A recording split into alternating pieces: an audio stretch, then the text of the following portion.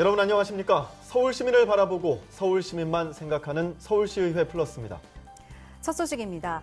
서울시의 오래된 저층 주거지를 대상으로 한 10분 동네 생활 SOC 확충 사업이 본격화됩니다. 시는 이를 위해 오는 2022년까지 3,700억여 원을 들일 계획인데요. 경만선 서울시의원은 도보 10분 거리에 체육관과 도서관 등 일상생활과 밀접한 소규모 생활형 SOC가 확충되면 시민들의 삶의 질이 개선될 것이라고 기대감을 나타냈습니다. 서울 시내 지어진 지 오래된 저층 주거지를 대상으로 걸어서 10분 거리 안에 주민 편의 시설을 짓는 10분 동네 생활 SOC 확충 사업이 본격화됩니다. 저층 주거지는 4층 이하의 단독, 다가구, 다세대 주택이 밀집된 지역을 말합니다. 서울시는 오는 2022년까지 3,753억 원을 들여 서울 전역에 180여 개 생활 SOC를 지을 계획입니다. 우선 올해 13개의 자치구를 시범지역으로 선정해 비용 전액을 서울시가 부담하기로 했습니다. 시급성과 지역 형평성을 고려한 시범지역은 5개 권역별로 종로구와 성북구, 강서구, 은평구 등 13곳입니다. 10분 안에 생활형 서울시가 또 만들어 놓은 그런 체육관이라든지 도서관이라든지 어떤 크고 작은 거를 또 총망라해서 아마 서울 시민들이 누구나 이런 생활형 SOC를 접해서 이 삶의 질을 개선하고자 하는.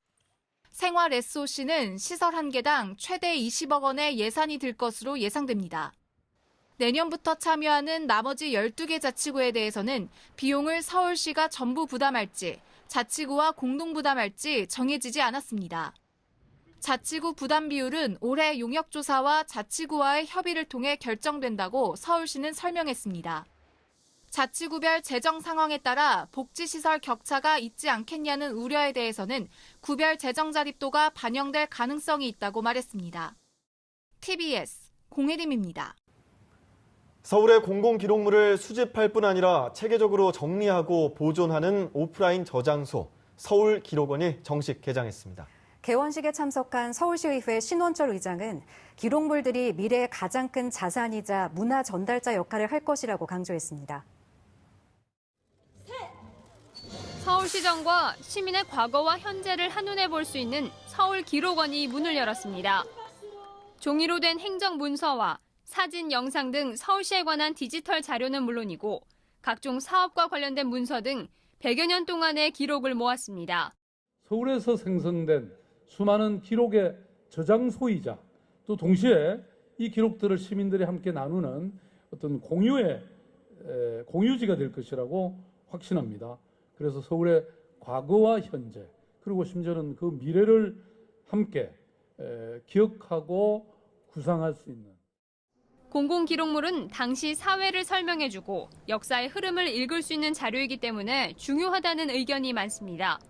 이렇게 보관된 기록물들이 미래를 준비할 수 있는 또 가장 큰 자산이자 문화 전달자 역할을 할 수 있으리라 저는 확신합니다.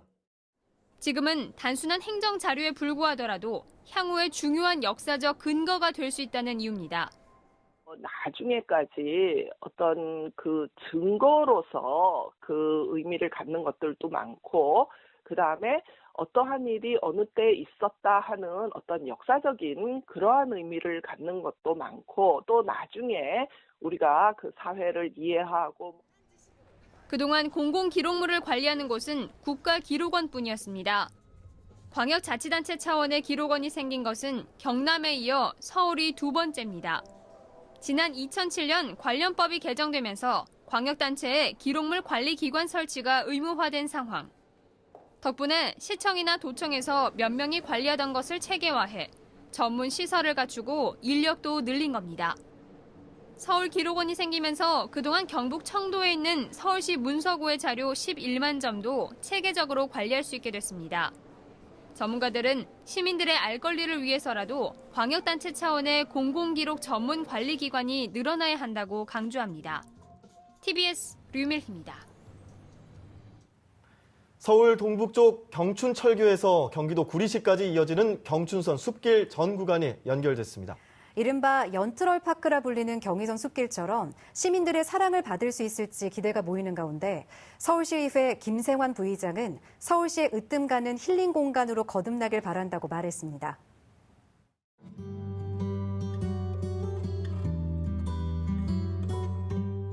옛 열차와 간이 정류장에 푸른 수목과 어우러지며 고즈넉한 분위기를 자아냅니다. 녹슨 철길을 따라 걷다 보면 다양한 플리마켓과 체험 공간이 시민들의 발길을 붙잡습니다. 길거리에 이렇게 산책하는 것도 되게 좋고요. 어쨌든 아이들하고 가족들이 같이 나와서 구경하기 좋게끔 다양하게 물건들이 준비되어 있는 것 같더라고요. 많은 이들을 실어 날랐던 경춘선이 숲길로 조성된 지 7년 만에 완전히 연결됐습니다. 서울시는 행복주택 공사로 끊어졌던 0.4km 구간을 연결해 6km에 달하는 모든 길이 개방됐다고 설명했습니다. 전 구간이 막힘없이 연결되면서 자전거를 타고 서울에서 춘천까지 갈 수 있는 코스도 생겼습니다. 80년 만에 기찻길에서 숲길로 변모한 경춘선 숲길. 서울시에서 가장 으뜸 가는 힐링 공간으로 거듭나길 기대해 봅니다. 최근엔 젊은이들을 겨냥한 카페 등 아기자기한 가게들이 들어서고 있습니다. 이른바 연트럴파크라 불리는 서울 마포구의 경의선 숲길처럼 관광명소로 부상할 수 있을지에도 관심이 쏠립니다. 다만 경춘선 숲길은 인근에 홍대 같은 큰 상업지구가 없고 유동인구가 많지 않다는 점에서 외진보단 주민들의 이용이 더 많을 거란 전망이 나옵니다. TBS 구균진입니다.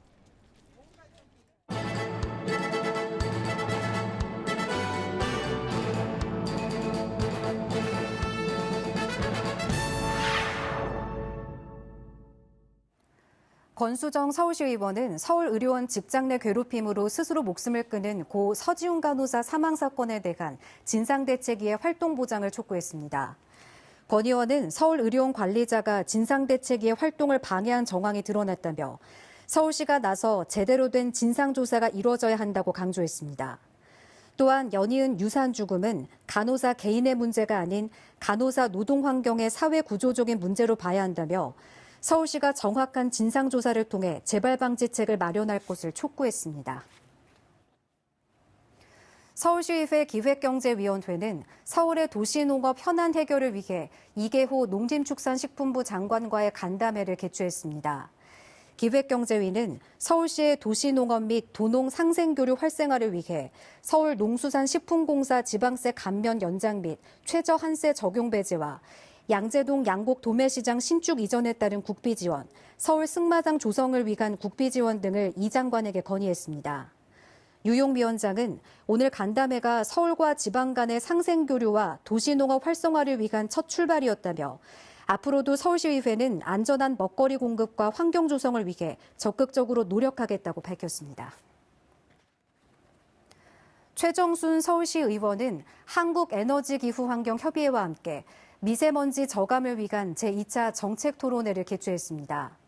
토론회에는 서울시의회 환경수자원위원을 비롯한 서울시의원 20명과 관계자 시민 등이 참석한 가운데 미세먼지 저감 대책에 대한 심도 있는 논의가 이루어졌습니다. 최 의원은 모든 기관의 노력과 행정력을 집중해 정책이 충분한 효과를 발휘할 수 있도록 종합적이고 세밀한 대응 체계를 구축해 나가야 한다고 강조했습니다. 강동길 서울시 의원은 성북구에 위치한 학교 밖 청소년 시설을 방문해 현장을 점검하고 의견을 청취했습니다. 이번 현장 방문은 서울시 청소년 상담팀과 함께 성북 지역의 학교 밖 청소년 시설 실태를 파악하고 지원 활성화 대책을 마련하기 위해 진행됐습니다. 강 의원은 서울시 학교 밖 청소년의 수가 8만여 명에 달하고 또 매년 증가하고 있지만 사회의 지원과 관심은 그에 미치지 못하고 있다고 지적했습니다. 이어 학교 밖 청소년들도 건강한 사회 구성원으로 성장할 수 있도록 서울시를 비롯한 공공기관, 지역사회와 함께 지속적으로 노력하겠다고 밝혔습니다.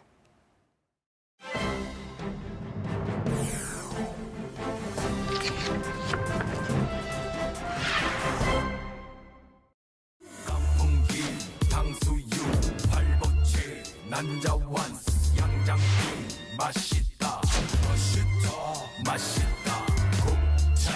족발, 보쌈, 치킨, 제육볶음 맛 맛있다. 아무리 아파도 입맛은 떨어지질 않아. 아무리 힘없어도 먹을 것을 놓진 않아. 눈치 보지 말고 먹고 싶은 것을 먹어. Give me go, calorie go. Get out 저지방 24시간 1440분 86,400초 늘 배고픈 우린 뚱스. 생식은 버려 영양소는 버려 다이어트 따위 개나 줘버려 알통은 버려 식스팩은 버려 초콜릿 볶은 따윈 개나 줘버려 삼겹살 꽃등심 갈비찜 닭껍데기 서울 시민을 바라보고 서울 시민만 생각하는 서울시의회. 결코 멀리 있지 않습니다. 조례를 알면 서울시의회가 더 잘 보입니다. 서울시의회에서 발의 제정한 조례를 알기 쉽게 소개해드리는 손에 잡히는 조례 시간입니다. 때이른 더위에 건강과 미용을 목적으로 다이어트에 대한 관심이 높아지고 있습니다. 또 다양한 먹거리들이 등장하면서 최근 몇 년 사이 청소년들의 비만율도 증가하고 있어 어린 아이들의 비만 예방 대책도 시급한 상황인데요. 이에 서울시의회가 아이들의 건강관리를 위해 조례를 마련했다고요? 네, 그렇습니다. 최기찬 서울시의원은 비만율의 지속적 상승 추세가 이어지자 학생 비만 정책의 필요성을 제고하고 중장기적인 비만 예방 대책 수립을 가능하게 해 학생들의 건강 향상에 이바지하기 위해서 서울특별시 교육청 학생 비만 예방 교육 활성화에 관한 조례안을 발의했는데요. 조례안에는 서울시 교육감이 학생의 비만 예방과 비만 판정 학생의 관리 시책 마련 등 교육감의 책무를 규정했습니다. 또한 비만 예방 교육과 관련한 교사 연수와 비만 예방 프로그램 개발 및 보급, 학교 체육 활성화 방안 등을 담은 학교 비만 관리 종합 대책을 수립하도록 했죠. 맞벌이 가정이 늘어나고 또 간단하게 먹을 수 있지만 영양소는 고르지 않은 간편식들이 늘어나면서 많은 아이들이 비만의 위험에 노출돼 있는 것 아닌가 싶은데요. 이렇게 법적 기반을 마련하게 된 이유도 있을 것 같아요. 네.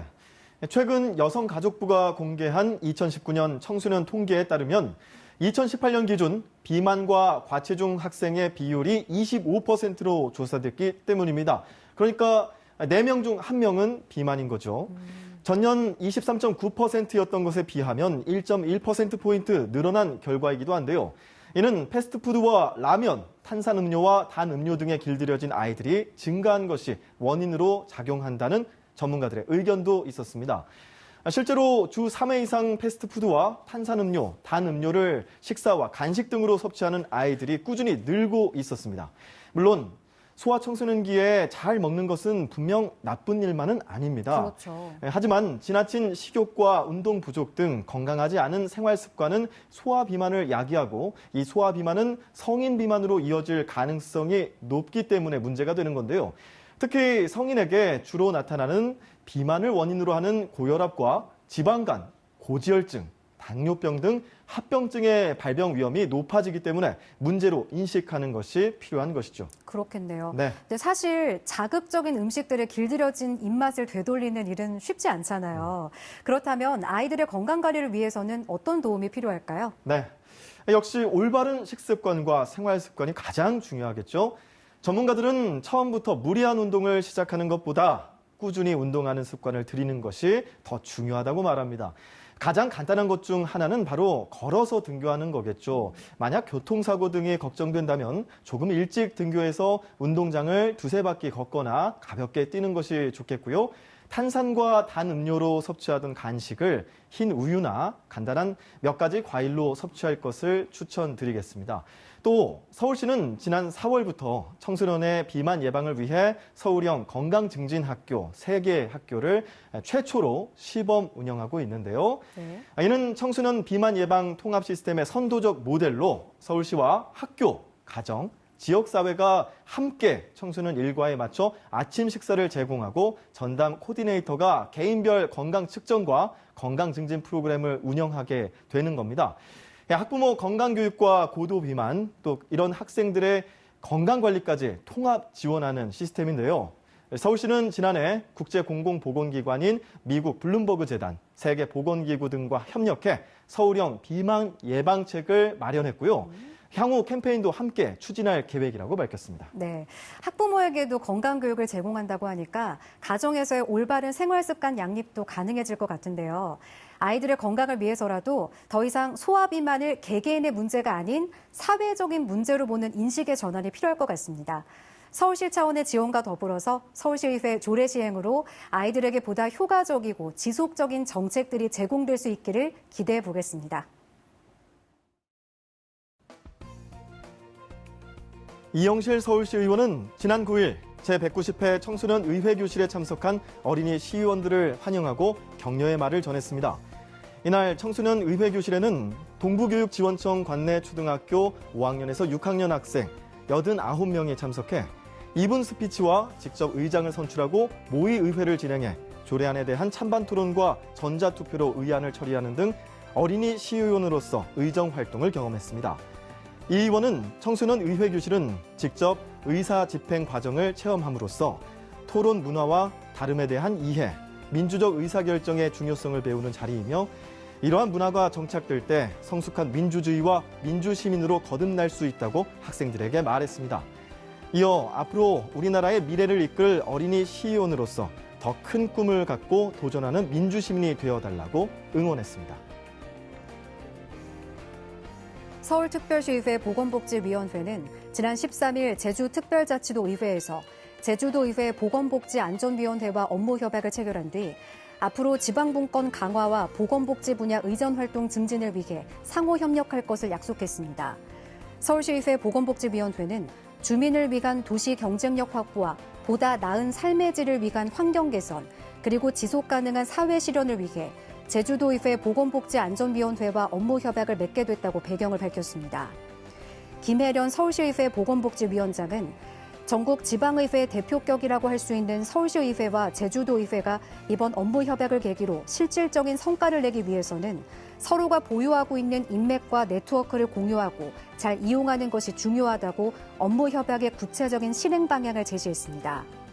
또한 이번 업무 협약 체결은 지방의회의 우수 상생 관계를 형성함으로써 다른 지방자치단체의 모범 사례가 되고 시민 삶의 질을 높일 수 있는 선도적인 의전 활동의 단초가 될 것이라고 평가했습니다.